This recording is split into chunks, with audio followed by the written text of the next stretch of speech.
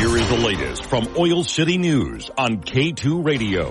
Wet, snowy weather in the past week has helped the firefighters working to stamp out the elk fire in northern Wyoming.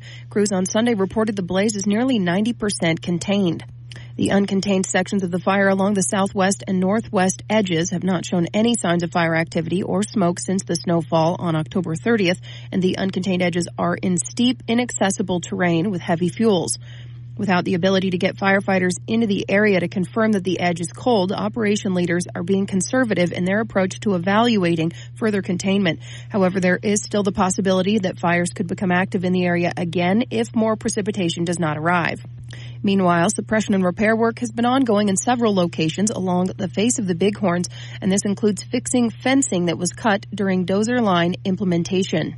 These repair groups include 2 hand crews, each with 20 firefighters. They're using hand tools to cut through and flatten dozer line berms, even building water bars on repaired line to help channel water off the line to reduce erosion. Over the weekend, an anonymous person or a group of anonymous people recently left pieces of winter clothing throughout downtown Casper. Wyoming winters can be brutally cold and downright dangerous for those who are not properly protected from the elements.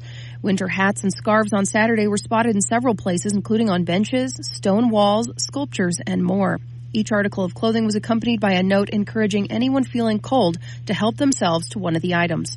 Right now, the National Weather Service is predicting for central Wyoming a 50-50 chance of this winter being either colder or warmer than usual. So it's really anyone's guess. Of course, last winter was unusually mild, especially compared to the year prior.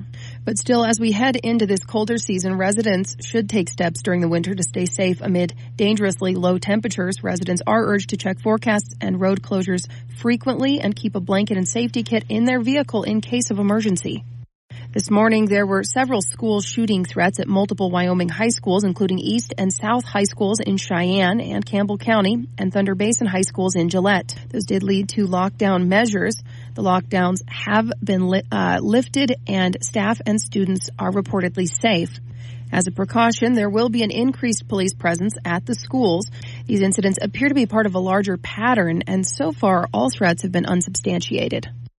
In other news, this week's average gas prices in Wyoming have fallen about 1.8 cents per gallon, averaging $3.11 a gallon today. The cheapest station can be found right here in Natrona County. It was priced at $2.74 a gallon this morning, while the most expensive was $3.49 a gallon.